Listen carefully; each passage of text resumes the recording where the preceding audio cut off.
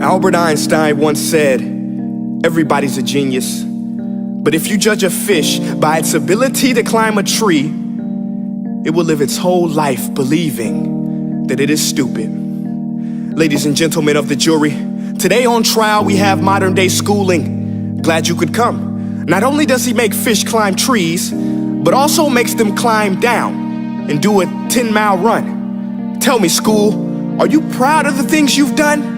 Turning millions of people into robots, do you find that fun? Do you realize how many kids relate to that fish swimming upstream in class, never finding their gifts, thinking they are stupid, believing they are useless? Well, the time has come, no more excuses. I call school to the stand and accuse him of killing creativity, individuality, and being intellectually abusive. He's an ancient institution that has outlived his usage. So, Your Honor, this concludes my opening statement, and if I may present the evidence of my case, I will prove it. Proceed. Exhibit A. Here's a modern day phone. Recognize it? Here's a phone from 150 years ago. Big difference, right? Stay with me. Here's a car from today, and here's a car from 150 years ago. Big difference, right? Well, get this. Here's a classroom of today, and here's a class we used 150 years ago. Now, ain't that a shame? In literally more than a century, nothing has changed. Yet you claim to prepare students for the future? But with evidence like that, I must ask, do you prepare students for the future or the past? I did a background check on you and let the record show that you were made to train people to work in factories, which explains why you put students in straight rows, nice and neat, tell them sit still, raise your hand if you want to speak, give them a short break to eat, and for 8 hours a day, tell them what to think. Oh, and make them compete to get an A letter which determines product quality, hence grade A of meat. I get it. Back then, times were different. We all have a past. I myself am no Gandhi. But today, we don't need to make robot zombies. The world has progressed. And now we need people who think creatively, innovatively, critically, independently, with the ability to connect. See, every scientist will tell you that no two brains are the same. And every parent with 2 or more children will confirm that claim.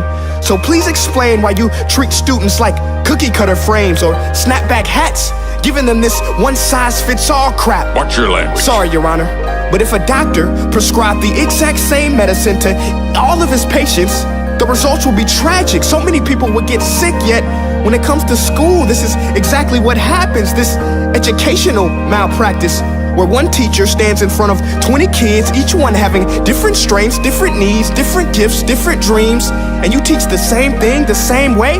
That's horrific. Ladies and gentlemen, the defendant should not be acquitted. This may be one of the worst criminal offenses ever to be committed. And let's mention the way you treat your employees. Objection. Overruled. I want to hear this. It's a shame. I mean, teachers have the most important job on the planet, yet they're underpaid? No wonder so many students are short-changed. Let's be honest, teachers should earn just as much as doctors, because a doctor can do heart surgery and save the life of a kid, but a great teacher can reach the heart of that kid and allow him to truly live. See, teachers are heroes that often get blamed, but they're not the problem. They work in a system without many options or rights. Curriculums are created by policymakers, most of which have never taught a day in their life. Just obsessed with standardized tests. They think bubbling in a multiple choice question will determine success. That's outlandish. In fact, these tests are too crude to be used and should be abandoned, but don't take my word for it. Take Frederick J. Kelly, the man who invented standardized testing, who said, and I quote, "These tests are too crude to be used and should be abandoned." Ladies and gentlemen of the jury, if we continue down this road, the results will be lethal. I don't have much faith in school, but I do have faith in people. And if we can customize healthcare, cars, and Facebook pages, then it is our duty to do the same for education, to upgrade it, change it, do away with school spirit, because that's useless. Unless we're working to bring the spirit out of each and every student, that should be our task. No more Common Core. Instead, let's reach the core of every heart in every class. Sure, math is important, but no more than art or dance. Let's give every gift an equal chance. I know this sounds like a dream, but countries like Finland are doing impressive things. They have shorter school days, teachers make a decent wage, homework is non-existent, and they focus on collaboration instead of competition. But here's the kicker, boys and girls. Their educational system outperforms every other country in the world. Other places like Singapore are succeeding rapidly. Schools like Montessori, programs like Khan Academy. There is no single solution, but let's get moving.